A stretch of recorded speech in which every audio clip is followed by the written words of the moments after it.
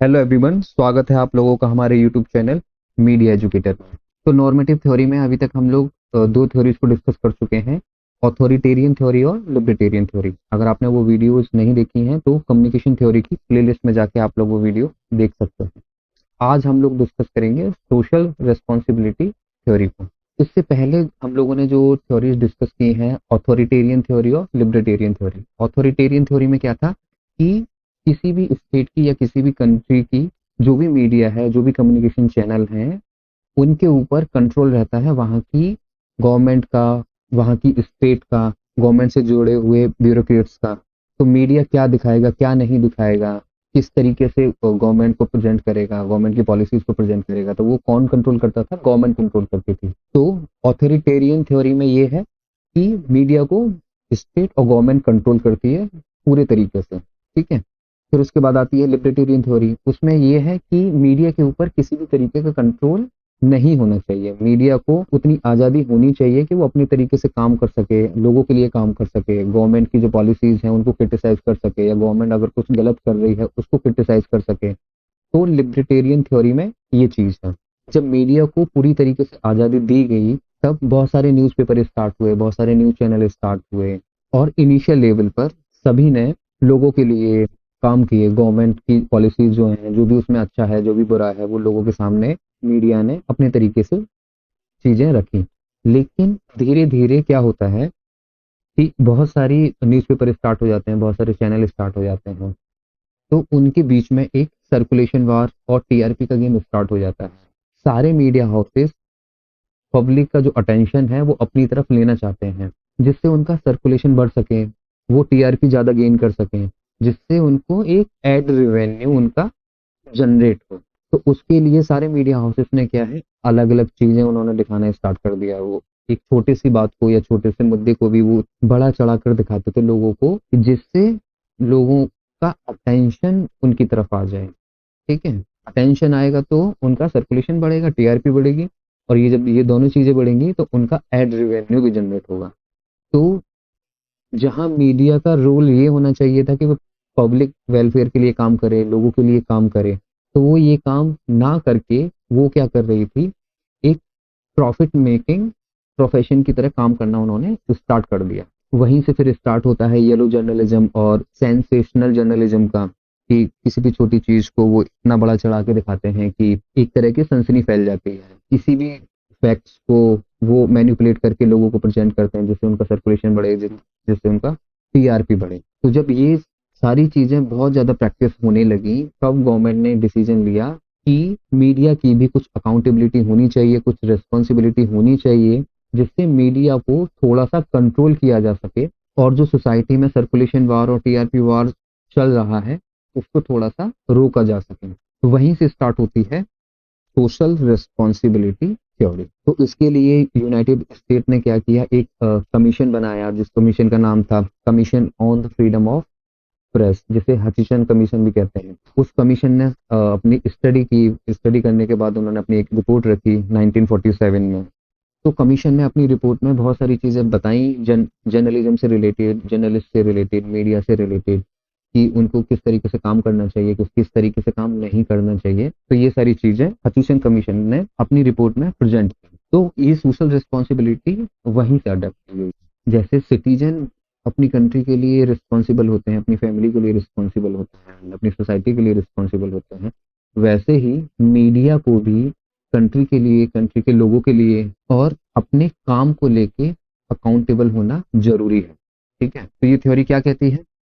Under this theory the media is not controlled by the state और by the elites. तो ये theory क्या कह रही है कि मीडिया को किसी भी तरीके से कंट्रोल नहीं करना चाहिए, किसी भी स्टेट के द्वारा या किसी भी एलिट्स के द्वारा, किसी भी ब्यूरोक्रेट्स के द्वारा, किसी भी कॉर्पोरेट के द्वारा। But it does not enjoy absolute freedom and complete impunity. तो थ्योरी ये कह रही है कि मीडिया को कंट्रोल नहीं करना चाहिए किसी भी तरीके से, लेकिन एक एब्सोल्यूट फ्रीडम भी नहीं देना चाहिए और कंप्लीट इम्प्यूनिटी भी नहीं मिलनी चाहिए। कि मीडिया के लिए कुछ रूल रेगुलेशन होने चाहिए, कुछ इथिक्स होने चाहिए, ठीक है, कुछ नॉर्म्स होने चाहिए, जिससे उसको एब्सोल्यूट फ्रीडम ना मिले और कंप्लीट इम्प्यूनिटी भी नहीं मिलनी चाहिए। मतलब ऐसा नहीं है कि वो कुछ भी गलत करें, कुछ भी गलत दिखाएं और उनको उनको पनिशमेंट भी ना मिले। तो वो भी बहुत जरूरी है कि अगर कुछ गलत मीडिया अगर कुछ गलत कर रही है कंट्री के लिए या कंट्री के लोगों के लिए, तो उनको पनिश करना भी जरूरी है, और जो एब्सोल्यूट फ्रीडम है उसमें कुछ रूल रेगुलेशन और नॉर्म्स भी होने बहुत जरूरी है। ठीक है। The journalist is bound by the norms of social responsibility in their reporting. किसी भी मीडिया ऑर्गेनाइजेशन में काम करने वाले जो भी जर्नलिस्ट हैं उनके लिए भी कुछ नॉर्म्स बनने चाहिए, जिससे वो अपनी सोशल रिस्पॉन्सिबिलिटी को अच्छे से प्रैक्टिस कर पाए, अच्छे से निभा पाए। तो अगर नॉर्म्स नहीं होंगे तो जर्नलिस्ट को कंट्रोल करना बहुत मुश्किल है। वो अलग तरीके से प्रैक्टिस करना स्टार्ट कर देंगे। वो हो सकता है फेक न्यूज को ज्यादा पब्लिश कर रहे हो, फेक न्यूज को ज्यादा दिखा रहे हो, जिससे लोगों की जो एक ओपिनियन है वो अलग तरीके से बने या गलत बने। तो ये जर्नलिस्ट को भी बाउंड होना चाहिए किसी नॉर्म्स में और रूल रेगुलेशन में। ठीक है। This theory can be said to have been initiated in the United State. ठीक है, ये हम लोग डिस्कस कर चुके हैं। The commission found that the free market approach to press freedom had only increase the power of single class. तो जब हचिसन कमीशन ने अपनी रिपोर्ट दी तो रिपोर्ट में उन्होंने बताया कि जो जो प्रेस फ्रीडम है उसकी वजह से क्या हो रहा है, जो सोसाइटी में सबसे ऊपर है उन्हीं की पावर इंक्रीज हो रही, उन्हीं को ज्यादा स्पेस दिया जा रहा है, चाहे वो इन टर्म्स ऑफ न्यूज़पेपर हो, इन टर्म्स ऑफ रेडियो हो, in terms of news media हो, and has not serve the interest of less well off classes.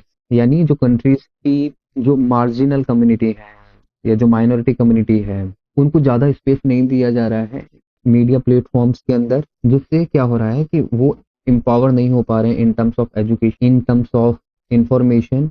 The emergence of radio, TV and film suggested the need for some means of accountability। यानी जो radio है, television है, films हैं, उनकी भी एक accountability होनी चाहिए। ऐसा नहीं है कि सिनेमा फ्रीडम के नाम पर आप अलग तरीके से प्रोपेगेंडा चला रहे हो, या रेडियो के थ्रू या टेलीविजन के थ्रू अलग तरीके का कंटेंट लोगों को दिखा रहे हो या सुना रहे हो। ठीक है, तो आपकी भी अकाउंटेबिलिटी होनी चाहिए, क्योंकि जो रेडियो है, टेलीविजन है और जो फिल्म्स हैं वो मास कम्युनिकेशन के एक टूल है। जब आप रेडियो पे कुछ बोलते हैं या टेलीविजन में कुछ दिखाते हैं तो वो मासेस उसको देखती है। अगर आप चीजों को गलत दिखा रहे हो, गलत तरीके से पोर्ट्रे कर रहे हो, तो उसका मासेस पर बहुत तरीके से इम्पैक्ट पड़ता है। हो सकता है उनका जो ओपिनियन है पार्टिकुलर चीजों के बारे में या तो अच्छा बन जाए और पार्टिकुलर चीजों के बारे में या नेगेटिव बन जाए। तो रिपोर्ट में यही कहा गया है कि रेडियो, टेलीविजन और फिल्म्स की एक अकाउंटेबिलिटी होना बहुत जरूरी है। क्यों? क्योंकि ये हेट्रोजीनस पॉपुलेशन पर इम्पैक्ट डालती है, क्योंकि हर कंट्री में अलग अलग तरीके के लोग रहते हैं। ठीक है, हर उम्र के, हर जेंडर के लोग इनके कंटेंट को कंज्यूम करते हैं। तो अगर इनकी अकाउंटेबिलिटी नहीं होगी तो ये प्रेस फ्रीडम के नाम पर या मीडिया फ्रीडम के नाम पर ये लोग कुछ भी दिखाएंगे, और जो मासेस का जो ओपिनियन है वो एक अलग तरीके से बन सकता है, जो हो सकता है स्टेट के लिए या कंट्री के लिए अच्छा ना हो, उसके डेवलपमेंट के लिए अच्छा ना हो, उसके बेटरमेंट के लिए अच्छा ना हो। तो इन मीडिया चैनल्स की, इन मीडिया टूल्स की अकाउंटेबिलिटी बहुत जरूरी है। वो आप कैसे कर सकते हो? A judicial mix of self regulation, state regulation and high professional standard were imperative. यानी कुछ मीडिया हाउसेस सेल्फ रेगुलेशन बनाएं, ठीक है, स्टेट कुछ रेगुलेशन बनाएं, और जो उस प्रोफेशन से जुड़े हुए जो लोग हैं या जो मिनिस्ट्री हैं या जो डिपार्टमेंट हैं वो एक हाई स्टैंडर्ड मेंटेन करें। ठीक है, और वो क्या होना चाहिए? इम्पेरेटिव होना चाहिए, यानी इसेंशियल होना चाहिए। ठीक है, तो यहीं से मीडिया लॉज एंड इथिक्स की बात होने लगी कि मीडिया के कुछ लॉज भी बनने चाहिए और कुछ इथिक्स भी बनने चाहिए, जिससे वो मीडिया उन लॉज का पालन करे, उन इथिक्स का पालन करे, और वो उस मीडिया ऑर्गेनाइजेशन के लिए, कंट्री के लिए, कंट्री के लोगों के लिए बेनिफिशियल हो। ठीक है, the theory help in creating professionalism in media by setting up a high level of accuracy, truth, objectivity और बैलेंस। इस थ्योरी ने मीडिया में प्रोफेशनलिज्म डेवलप करने में काफी हेल्प की। जैसे कॉर्पोरेट में काम करने का एक तरीका है, ठीक है, वहाँ प्रोफेशनलिज्म फॉलो किया जाता है, ऐसे ही मीडिया में भी प्रोफेशनलिज्म फॉलो होना चाहिए। ठीक है, तो कैसे हो सकता है? एक्यूरेसी, यानी आप जो पब्लिश कर रहे हैं, जो दिखा रहे हैं वो एक्यूरेट हो। ऐसा नहीं है कि आप कुछ मैनिपुलेट करके दिखा रहे हो या फेक दिखा रहे हो तो उसमें एक्यूरेसी होनी चाहिए, ट्रूथ होना चाहिए, ऑब्जेक्टिविटी होनी चाहिए, बैलेंस होना चाहिए। बैलेंस का मतलब है सपोज कंट्री में बहुत सारी कम्युनिटी, बहुत सारे जेंडर, बहुत सारे रेसेस के लोग रहते हैं, सबका अपना अपना एक कल्चर है, सब अपने अपने कल्चर को प्रैक्टिस करते हैं। तो मीडिया को ऐसा नहीं करना चाहिए कि किसी एक साइड को अच्छा पोर्ट्रे करे और एक साइड को नेगेटिव पोर्ट्रे करे। उसको बैलेंस होकर दिखाना है, ठीक है। ऐसा नहीं है कि आप किसी का फेवर कर रहे हो तो उसको आप अच्छा अच्छा दिखा रहे हो, और किसी को आप फेवर नहीं कर रहे हो उसको नेगेटिव नेगेटिव दिखा रहे हो। तो लोगों की जो ओपिनियन बनेगी उस चीज के बारे में या उस इशू के बारे में, तो उसकी वजह से डिवाइड लोगों के बीच में क्रिएट हो जाएगा। आपको क्या करना है, कोई भी इंफॉर्मेशन आप पब्लिश कर रहे हो, कोई भी चीज आप ब्रॉडकास्ट कर रहे हो, तो उसमें मीडिया का काम है चीजों को बैलेंस करके दिखाना, दोनों साइड की चीजों को दिखाना, जिससे लोग खुद अपना एक ओपिनियन फॉर्म कर पाए कि क्या सही है और क्या बुरा है। मीडिया को किसी की साइड नहीं लेनी चाहिए कि ये अच्छा है या ये बुरा है, उसको एज इट इज दिखाना चाहिए कि ये अच्छी चीजें हैं, ये खराब चीजें हैं, और जनता को डिसाइड करने देना चाहिए कि वो चीजों को किस तरीके से देख रही है, ठीक है। The commission of press council also included some task based on social responsibility of media. तो मीडिया की सोशल रिस्पॉन्सिबिलिटी के बारे में प्रेस काउंसिल ने कुछ चीजें इंक्लूड की हैं, ठीक है। तो उसमें पहला है formulate the code of conduct for the press. यानी कोड ऑफ कंडक्ट आपको बनाना चाहिए जर्नलिस्ट के लिए भी, मीडिया ऑर्गेनाइजेशन के लिए भी, ठीक है, उनको जो रेगुलेट करने वाली एजेंसी हैं उनके लिए भी। क्योंकि जब कोड ऑफ कंडक्ट होता है तो आप सही से काम कर पाते। जैसे आप कॉलेज जाते हो, यूनिवर्सिटी जाते हो, तो वहाँ कुछ कोड ऑफ कंडक्ट है ना, कि आपको इस तरीके की यूनिफॉर्म पहननी है, इस तरीके से बैठना है, इस तरीके से पढ़ना है, क्लास में इस तरीके से बिहेव करना है, ठीक है। तो ये क्या है, सब कोड ऑफ कंडक्ट ही है। तो अगर मीडिया या तो खुद अपने लिए कोड ऑफ कंडक्ट बना ले, या जो उसको रेगुलेट करने वाली एजेंसी है वो उनके लिए कोड ऑफ कंडक्ट बनाए, जिससे मीडिया कंट्री के लोगों के लिए और कंट्री के लिए अच्छे से काम कर सके, ठीक है।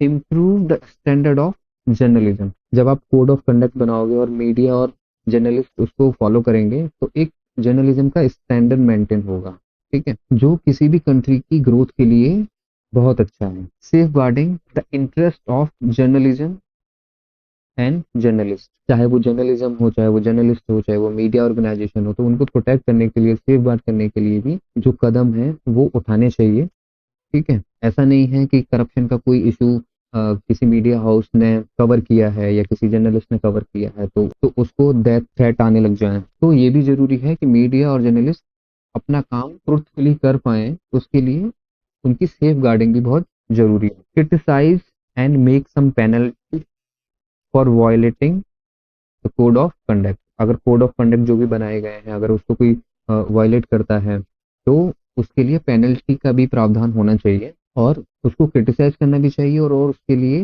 पेनल्टी का भी प्रोविजन होना चाहिए, कि जिससे वो फ्यूचर में उस तरह की गलतियां ना करें। मल्टीपल ओनरशिप भी होना बहुत जरूरी है। सपोज मीडिया ऑर्गेनाइजेशन पे किसी एक की मोनोपोली होगी तो वो अपने तरीके से काम कराएगा, अपने बेनिफिट के लिए काम कराएगा। तो मीडिया का जो ओनरशिप है वो अलग अलग लोगों के हाथ में होना चाहिए। तो जो मीडिया की ओनरशिप है वो मल्टीपल होनी चाहिए। ऐसा नहीं है कि कोई एक पर्सन है या कोई एक अथॉरिटी है जो सारे मीडिया को चला रही है, वो रेडियो भी चला रही है, वो प्रिंट भी चला रही है, वो न्यूज चैनल भी चला रही है। तो ऐसा नहीं होना चाहिए। मल्टीपल ओनरशिप से क्या होगा कि कंपटीशन थोड़ा सा हेल्दी रहेगा, लोगों को क्वालिटी कंटेंट देखने को मिलेगा, लोगों को नई नई इंफॉर्मेशन जानने को मिलेगी, जो उनके ओपिनियन को, उनके इंटेलेक्चुअल लेवल को, उनके एजुकेशन लेवल को बढ़ाएंगी। तो मल्टीपल ओनरशिप होना जरूरी है। Reflect the pluralistic character of the society. यानी किसी भी कंट्री में बहुत तरीके के लोग रहते हैं, बहुत सारे रिलीजन के लोग रहते हैं, बहुत सारे जेंडर के लोग रहते हैं, बहुत सारे कास्ट के लोग रहते हैं, बहुत तरीके की भाषाएं बोलने वाले लोग रहते हैं, उनका अपना अलग अलग कल्चर है, अलग अलग नॉर्म्स हैं, अलग अलग चीजें वो प्रैक्टिस करते हैं। तो सोसाइटी में जितनी भी प्लूरैलिटी है, मीडिया उनको रिप्रेजेंट करे। ऐसा नहीं है कि वो सोसाइटी के सिर्फ एक सेक्शन को ही अच्छा दिखा रही है, एक सेक्शन को बुरा दिखा रही है, या यानी एक सेक्शन की खबरों को ज्यादा दिखा रहे हैं, वो ज्यादा स्पेस दे रहे हैं, और दूसरे सेक्शन को कम स्पेस दे रहे हैं। तो मीडिया को उस तरीके से नहीं होना चाहिए। तो मीडिया को क्या करना है कि जो भी उसकी प्लूरल सोसाइटी है उसके हर एक एलिमेंट को इक्वली स्पेस देना चाहिए, अपनी रिपोर्टिंग में press should work on public good and public interest. जो मीडिया है, जो प्रेस है, उसको पब्लिक गुड, पब्लिक वेलफेयर और पब्लिक इंटरेस्ट को लेके काम करना चाहिए, ना कि किसी गवर्नमेंट को, ना कि किसी ऑर्गेनाइजेशन को, ना ही किसी कॉर्पोरेट को। उनका मेन फोकस होना चाहिए कि वो जो भी काम कर रहे हैं वो पब्लिक इंटरेस्ट को लेकर होना चाहिए। ठीक है, तो सोशल रिस्पॉन्सिबिलिटी थ्योरी क्या कहती है? As a media organisation, as a journalist, उनकी भी कुछ रिस्पॉन्सिबिलिटी होती है अपनी कंट्री को लेके, कंट्री के लोगों को लेके। तो वो जो भी काम करें, जो भी ब्रॉडकास्ट करें, जो भी पब्लिश करें, तो सोशल रिस्पॉन्सिबिलिटी के तहत काम करें। ठीक है, तो सोशल रिस्पॉन्सिबिलिटी ये नहीं कह रही है कि मीडिया को कंट्रोल करना चाहिए किसी भी अथॉरिटी के थ्रू। इस थ्योरी का यही मेन पर्पस है कि जो भी मीडिया है वो कुछ अपने लिए सेल्फ रूल रेगुलेशन बनाए। ठीक है, रिस्पॉन्सिबल होकर काम करें, जिससे किसी कंट्री की ग्रोथ हो सके, लोगों का इंटेलेक्चुअल लेवल बढ़ सके, लोग अच्छे से एजुकेट हों और एक पॉजिटिव एनवायरनमेंट क्रिएट हो। तो आज की वीडियो में सिर्फ इतना ही। अब तक हम लोग तीन थ्योरीज को डिस्कस कर चुके हैं नॉर्मेटिव थ्योरी में, अथॉरिटेरियन, लिबर्टेरियन और सोशल रिस्पॉन्सिबिलिटी। तो अभी तक आप लोगों को इन तीन थ्योरीज में कोई भी कंफ्यूजन है तो आप लोग कमेंट करके बता सकते हैं, अगली वीडियो में उसको एड्रेस किया जाएगा। ठीक है, अगर इस तरह के इंफॉर्मेटिव वीडियोस आप लोगों को पसंद आ रहे हैं तो प्लीज चैनल को लाइक करिए और सब्सक्राइब करिए।